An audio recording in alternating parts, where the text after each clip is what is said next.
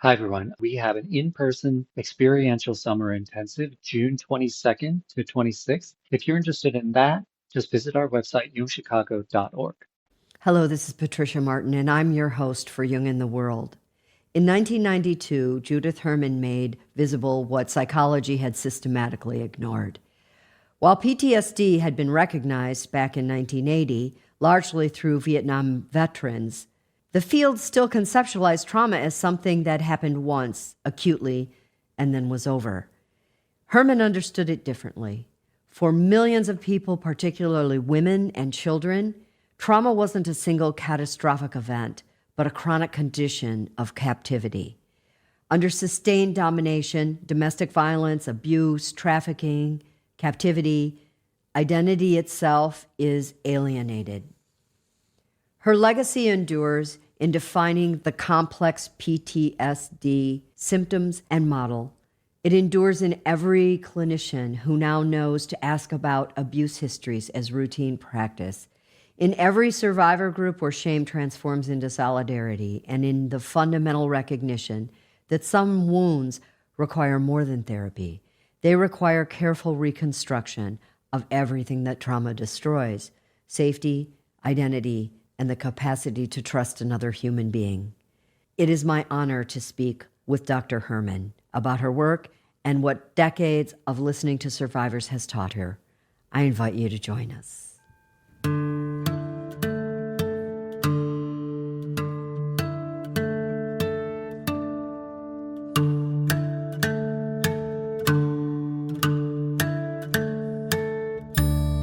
Hello, and welcome to Jung in the World. I'm Patricia Martin, and I'll be your host.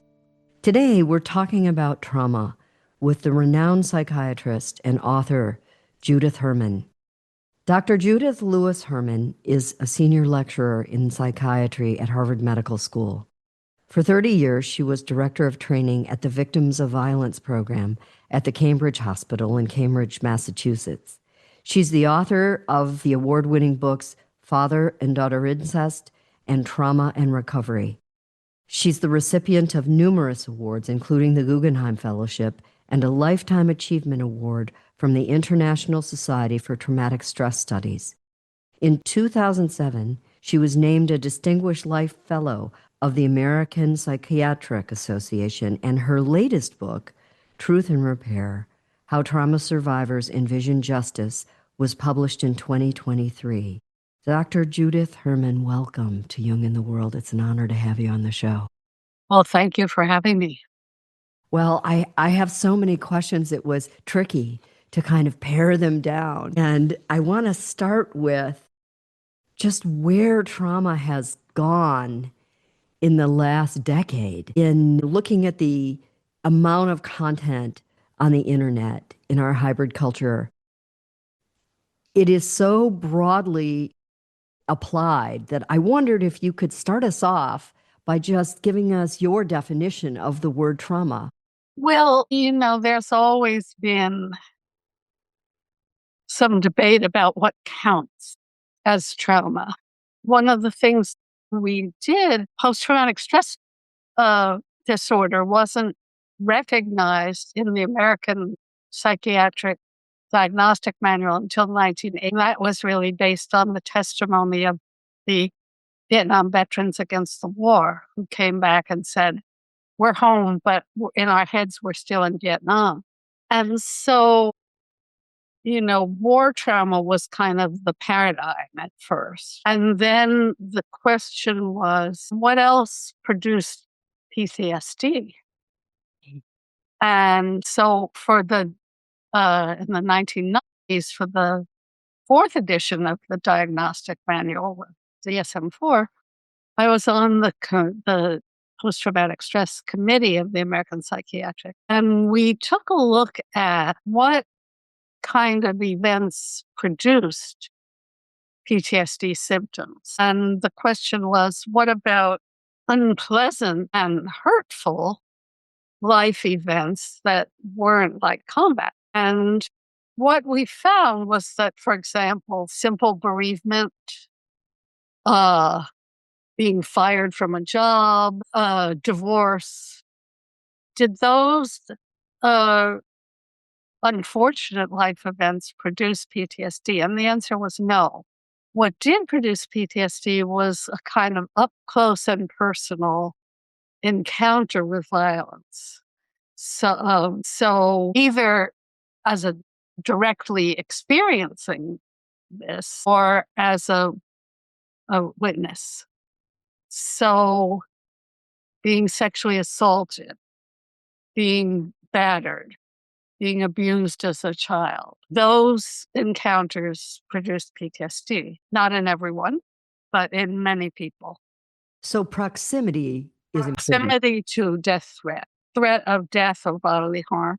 The other people who get PTSD a lot are police, firefighters, people who see violence up close, even if they aren't personally harmed. So that would include like first responders. First responders, yeah. And in fact, one of the things we did at the Victims of Violence programs was we did trainings for police about post-traumatic stress disorder because they had a very kind of macho, suck it up kind of culture where you weren't supposed to show fear, you weren't supposed to show weakness, and you could medicate away your PTSD symptoms with alcohol. And that, that's unfortunately an increased risk for people who have this kind of exposure. Reporters in war zones, it's another example. And we would try to train them both to recognize post-traumatic stress disorder when they intervene in a, say, domestic violence call, but also to recognize that they're vulnerable to it and how to practice good self-care so that they don't develop it. So, when people say, oh, I had a bad hair day and it was so traumatic, no, that's not what we'd include. On the other hand, I'd rather have the definition be too broad rather than too narrow because you want to increase public awareness about how common this is. That makes sense to me. I mean, I guess I would say that there will always be trauma with a capital T. Yeah. Facing a life or death situation, it's proximate to you, meaning it's very physically close. And you might feel like it's difficult to escape from it, like you're trapped in it somehow. Like fight or flight doesn't work, and then the freeze response sets. Yes. And then there are other things that you're describing that are traumatic. I mean, we have traumatic responses. And so I totally appreciate the way that you're sort of clarifying all of that. And it leads me to ask you a question about your 3-stage model for recovery. Yeah. Which everything I looked at, it seemed as if this 3-stage model of get to safety first, you have to remember the trauma, and then you have to reconnect. Do I have that right? And it seems that, well, let me just ask the question. Does this remain not the industry standard, the professional standard? Well, it depends who you ask. I mean, there are a lot of proponents of what's called exposure treatment that goes directly to the trauma processing without, from my point of view, is adequate attention to safety in the present. So, I mean, it's hard for a person to say that was then, this is now, if they're still unsafe. Right. So there are some treatment models out there that don't recognize those recovery stages. On the other hand, you do now have things like just this year, Division 56, which is the trauma division of the American Psychological Association, came out with practice guidelines for adults with what I call complex trauma. That is trauma that results not from a single exposure like a fire or a flood or a car crash, but prolonged, repeated trauma where the victim is under the control of the perpetrator and re-exposed for days, weeks, like a hostage or an abused kid or political prisoner. And so certainly for complex trauma, the practice guidelines recognize 3 stages. So this is interesting to me as well. I'm sure our audience will find it interesting too. You use the word captor in Trauma and Recovery, your book. Yeah. You talk about the perpetrator largely as a captor and the victim as the captive. And I'm just wondering if, since you wrote it in 1992, were those the words that were available to you, or was that a very specific choice? Well, I wanted to emphasize the concept of coercive control because the methods of coercive control are the same the world over, and they're practiced. They're actually taught. They're similar. They were used in Chinese thought reform.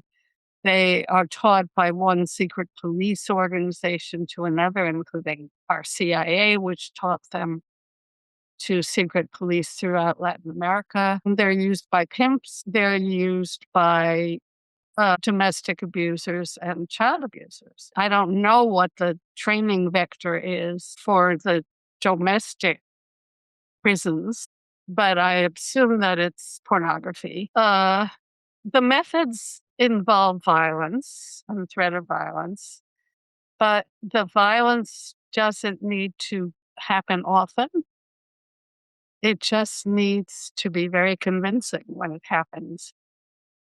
A saying in the battered women's movement, good beating is good for a year, because the women will say things like, I saw that look in his eyes and I realized, yes, he could kill me. And after that, he doesn't necessarily even have to raise his hand. He just needs to give her that look. And so there's violence and threat of violence, but then there are all these other techniques, control of bodily functions, like when the person eats, when the person sleeps, what the person is allowed to wear, when the person is allowed to go to the bathroom. Hostages describe this all the time. So a number of techniques to induce terror and submission, and then a number of other techniques to isolate the victim. So one of the first things I found in the first book I wrote, Father-Daughter Incest, was that incest families were described as socially isolated. The children weren't allowed to have friends over. They weren't allowed to go to friends' houses, things like that. The women weren't allowed to work or see family or friends. Well, it turned out isolation doesn't just happen, it's imposed. Right. Hence the word captor, which means you're sort of the jailer here. Yeah. The abuser sometimes really is a jailer and sometimes is a dad, or a husband. Interesting. So there's another version of this captivity that struck me as deeply insightful, but I want to go into it a little bit more. And that's this business of how coercive control can be preemptive, in that the captor, for whatever social connections exist, they will try to skew, or I guess the word would be triangulate, the narrative to make the woman, in this case, disbelievable, like incredulous. You're trying to create an impression that she's crazy so that anything she says won't be believed. Right. And that's a form of isolation. So this gets to the business of the amount of silence that needs to surround the abuse, the not talking about it. The closer they are to the actual abuser, there will be silence about it. Well, right. I mean, tyranny, whether you're talking about a dictatorship in the political realm, whether you're talking about, domestic abuse and child abuse, depends on the silence of the bystanders. And so, yes, there are oftentimes people who knew or chose not to know. One of the people I interviewed for the new book is a woman named Kate Price, who's just come out with a book of her own called This Happened to Me. She grew up in Appalachia. Her father basically pimped her and her sister to truckers off truck stops when they were preteens, drugged them and took them to the truck stops and advertised them to truckers by CB radio under the code name Chicken Puckers. She managed to get out, to get an education. And one of the things she did, she's now at Wellesley, where she's running a study of, she's just started running a study of family-controlled child sexual exploitation. And she paired with a reporter at the Boston Globe, and they went back to her little town in Western Pennsylvania and interviewed people. And of course, it turned out that lots of people knew. So what is your take on that as a psychiatrist? What would compel someone to stay silent? Is it just mere passivity, or is there something else going on? Well, for the mom who knew, she was battered. So she was terrible. He wasn't going to sign up for another beating. Yeah. Yeah. Well, he probably said, I'll kill you if you ever, and if you ever try to get away. And I'll take the kids. And then for many other people, it was, well, none of my business. Yeah. I just wonder sometimes, as more and more of these kind of stories like the one you shared rise into the press, rise into people's consciousness, if you sense that there's any shift happening in that, like the stories are starting to mount to a tipping point. Do you feel that? Yeah, I think public consciousness is much higher than it was 20, 30 years ago, certainly. We had the first round of consciousness raising with second wave feminism, and that's when the rape crisis centers and the battered women's shelters were founded, not in the healthcare system, but by grassroots volunteer organizers. And we had the speak outs on rape and battering, and eventually things like child abuse and sex trafficking and harassment and so on. Just the array of gender violence that we now have data from the United Nations that basically says gender violence is the most common form of human rights violation in the world. So, yeah, we certainly have higher consciousness. And I think Kate's book is going to do for prostitution what some of the earlier books did for awareness on things like rape.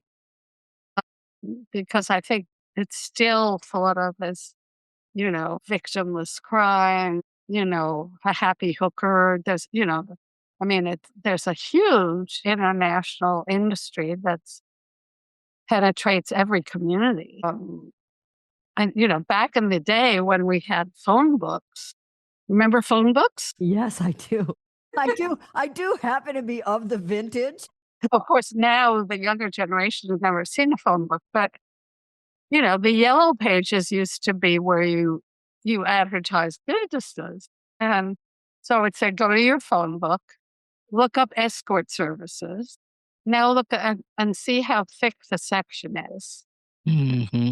And now look up pizza, and you'll see a section of about the same thickness. I want to go back to what you said earlier about the moment when you were studying and studying the issue of battered women and their PTSD symptoms, and you were writing trauma and recovery.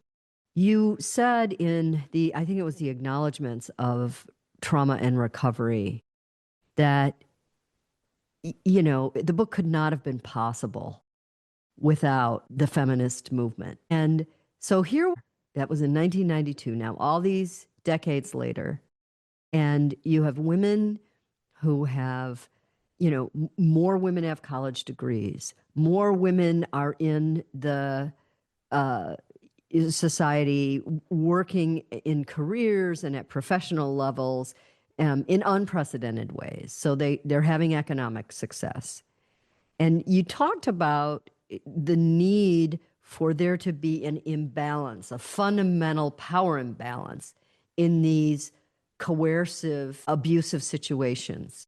Has, in your opinion, with the success of women in all the arenas I just talked about, has that made us a more mutual society?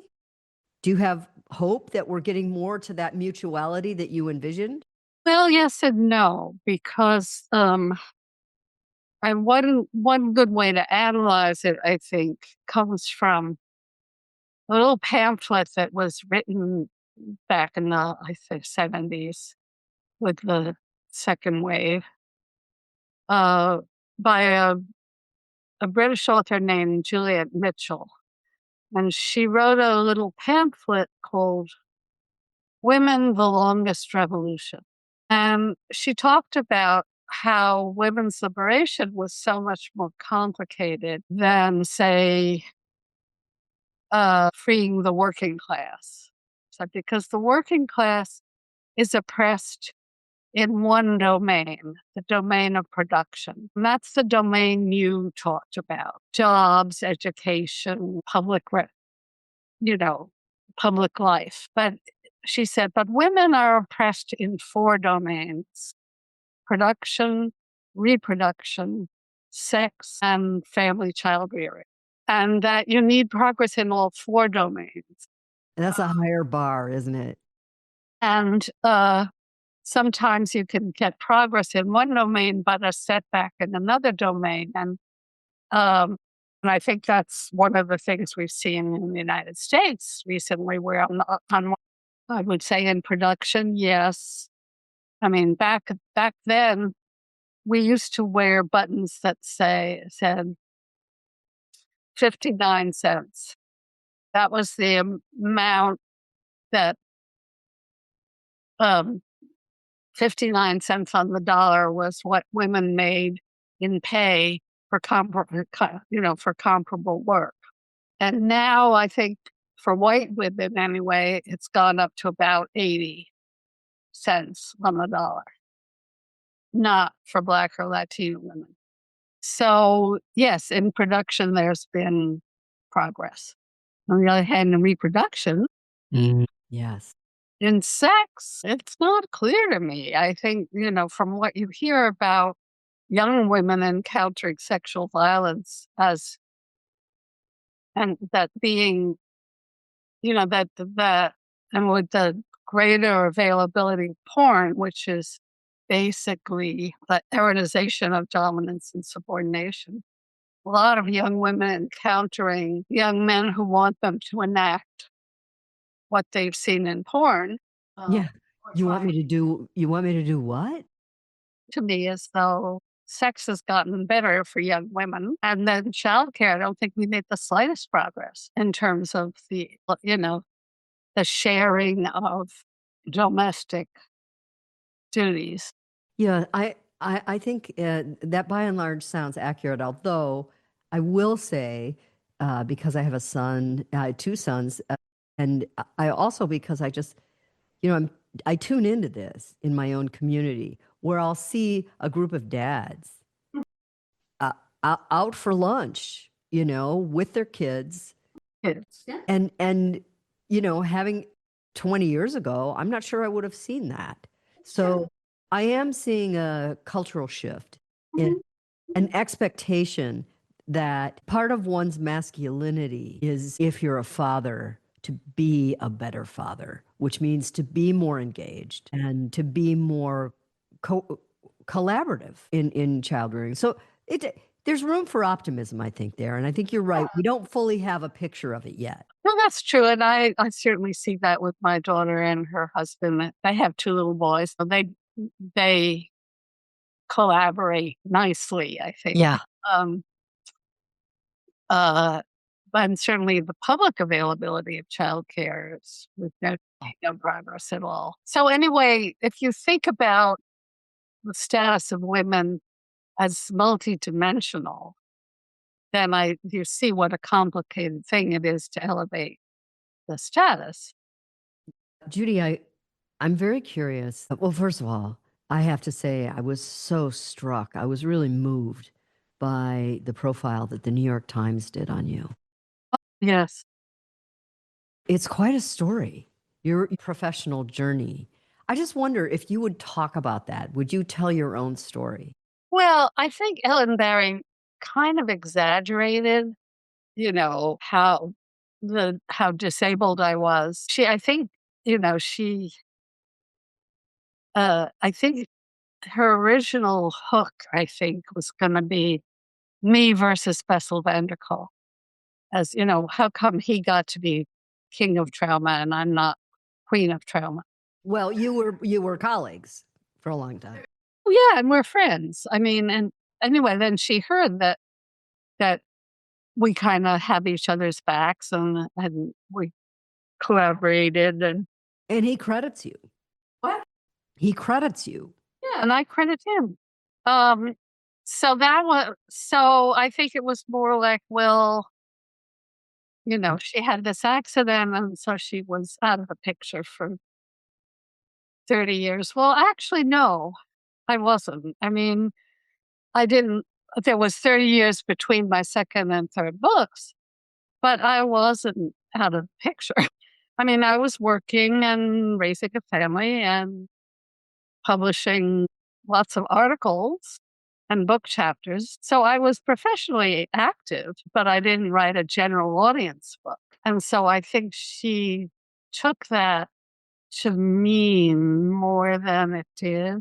But is it true that you were scheduled to give a talk, you tripped, fell, Broke my kneecap. broke your kneecap, yeah. And then you got onto pain meds. Well, no, what happened was the bone healed fine, but there was a lot of tissue damage, including nerve damage, a lot of hemorrhage and so on. And so I was left with chronic pain after that, the bone healed, but why was I still in pain? And it took a long time for them to come up with the right diagnosis, which was that I had grown these nerve tumors at the site of the knee where there'd been nerve damage. They're called neuromas. They're not malignant, but they're like having a raw nerve. So every time you take a step, it's sort of like having dental work without Novocaine, that sort of thing. So it was very painful. And I had the tumors removed several times, but the problem is they keep growing back. And eventually, the doc said, look, we can't there's so much scar tissue there, we can't keep doing surgery. So we're going to put you on crutches and a knee brace and a fentanyl patch. And so for 15 years or so, I was on a fentanyl patch that, demon drug saved my life. I mean, it enabled me to function. And it's a very powerful opioid. When it's Did you get addicted? Did you get addicted to it? Physiologically, sure. Well, it's designed to addict you. What? It's designed to addict. It enabled me to have a career and a family and that. And then in 2019, by pure luck, pure chance, I found out about a new kind of surgery that had been developed at Walter Reed for amputees, of which we had a great many, thanks to our forever wars. And amputees often had the same kind of nerve pain in their stumps as what I had. And so I said, sign me up. It was done in 2019 at Mass General. And after that, I was able to, I think whoever invented that surgery should get a free trip to Stockholm, in my view. I was able to give up the crutches and the brace and the fentanyl patch. And I now know why it's called cold turkey. You went through all the symptoms? Well, not for long. I mean, my pain management doc said, we can put you on a buprenorphine patch, which is taper slowly. I was like, no, I was being pig-headed about it. I want to just get it over with. Well, that left. How'd that go, Judy? Well, you feel cold, really, really, really freezing cold, colder than you've ever felt. And the hair stands up on your arms. So you look like a plucked turkey. That's why it's called cold turkey. I think we all just learned something. It's a phrase that's used so commonly, and yet I never thought, where does that come from? Yeah. Well, anyway, after about 24 hours of that, I went crawling back to my pain management guy and said, about that buprenorphine. So you were mentioning, you were talking about, amputees at Walter Reed and how, you decided that you would explore that surgery. And that leads me back to this comparison that you made professionally between soldiers who have experienced combat and a battered woman. The symptoms of PTSD are very similar. And I have read recently more about moral woundedness for soldiers. This is a spiritual wound because they are taken out of their value system and what they've been taught as right and wrong. And now they must behave in order to survive in a way that is morally corrupted to them. And it leads to an emotional scar. Is there an equation over on the domestic violence side? Yes, very much so, because one of the most damaging methods of coercive control, which I didn't mention earlier, is forcing the victim to violate his or her own moral principles by harming others or failing to protect others. And so with battered women, a lot of times they'll bargain, just do anything you want to me, just don't hurt the kids. And then by the time he does hurt the kids, she's too terrified to intervene. Mhm. Or sometimes the oldest kid in an incest, who's on the incest usually starts with the oldest girl, and she'll bargain, just don't do it to my little sister. And then she runs away from home, knowing perfectly well that he's going to do it to her little sister. And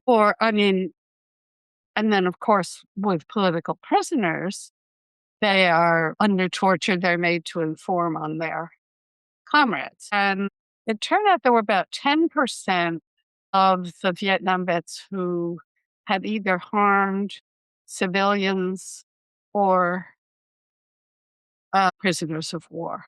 And some had done it under orders, not all. They had the worst PTSD of all. Meaning the combination of moral wounds. Yeah. And the other psychodynamic of PTSD. It was like a double down. Right. It wasn't, they had not just the intrusive symptoms and the numbing symptoms and the hyperarousal, but they had that sense of I'm damned, I'm doomed, I'm an evil person. And so that is one of the most powerful techniques of coercive control, is forcing people to violate their own moral principles. It's so interesting. It leads me to want to ask you about how you were able to blend in your books, Trauma and Recovery and Truth and Repair, these really hard topics. I mean, this is trauma at the level that you're describing. It's really difficult to read about. Yeah. Manage somehow to weave in stories, case studies, examples, information that inspire hope. And I just wondered if you did that consciously, or if when you're working with some of these victims of trauma with a capital T, do you see them move on with their lives eventually? Like, is it a hopeful story? Yes. Yes. I mean, there are two things that keep me going. One is that many people make good recoveries, not everybody, but lots of people do, and that's inspiring. And then the other one, I always tell clinicians who are, doing this work, never do it alone. You've got to have your own posse. You've got to have your own buddies. I had my colleagues at the Victims of Violence program, and you think you've heard everything, and then somebody's gonna tell you a story that's just gonna totally blow your mind, that you couldn't even imagine in your wildest dreams that somebody would do such a thing to another person. And so you've got to have a shoulder to cry on. You've got to be able to come and talk to your colleagues and say, "You're not going to believe what I just heard."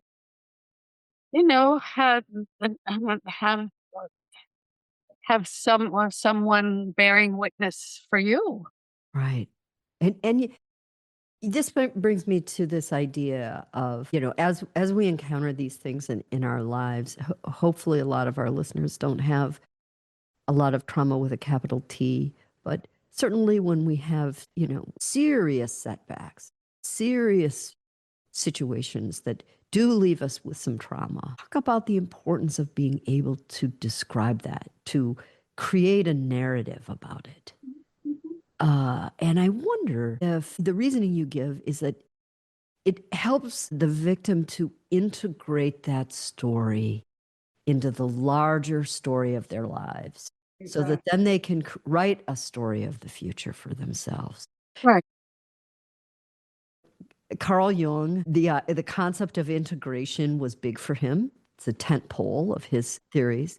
But, when we talk about being able to integrate something into the psyche, it's a big idea. Can you talk about that a little bit more? Like when you encounter somebody who has done the work toward recovery and they have begun to integrate their story into the larger picture of their lives, how does that show up? Are you able to observe it? Yeah, because basically, who observed this quite beautifully over a century ago was Pierre Janet.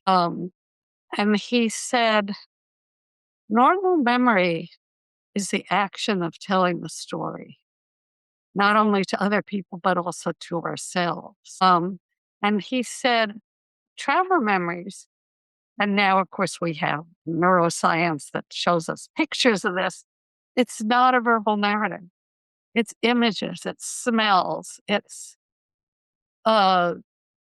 sounds, it's bodily sensations. It's often frozen in time, that sort of impact moment. And so it's like an eternal present. An eternal present.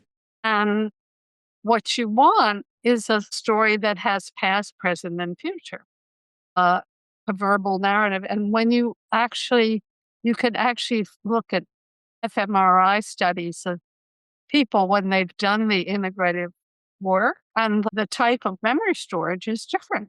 Really? It has direct impact on the brain. Yeah. Very interesting. Judith Herman, MD, internationally renowned scholar on trauma and practicing psychiatrist. What an honor to talk to you today. Is there anything you wished I would have asked you, or is there anything you'd like to say as we wrap up? Just say thank you for having me and for this very interesting conversation. Maybe I'll leave you with a bit of wisdom from my mama, who, my mama was always right. And one of the things she said that I think is relevant to our discussion is that activism is the antidote to despair. And so, when you're dealing with injustices on the scale that we encounter them, being part of a social movement for social justice is what engenders hope. It's a perfect place to end, Judy. Thank you so much for giving us your time.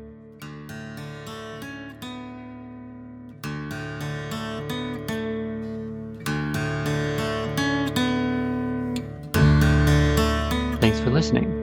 If you'd like more information about training programs, live and self-study courses, archives, this podcast, our blog, or to find Jungian analysts near you, visit our website, jungchicago.org. Thank you to our 2025 donors who gave at the sporting level and above. Arlo Kompang, Usha and Ashok Baby, David Dalrymple in honor of Tom Kapasinskas, Peter Demuth, Mary Doherty, Carl Greer, Ken James, David Johnson, Marianne Johnson, John Manning in honor of Janine Mellinger, Mona Manning, Boris Matthews, Kenan McKee, Karen Newland, Murray Stein in honor of Lee Roloff, Mary Tice, Lawrence Tingley, Alexander Wayne, Ellen Young, and the Kapagangula Ramji Charitable Fund. You can support this podcast by making a donation at our website, jungchicago.org.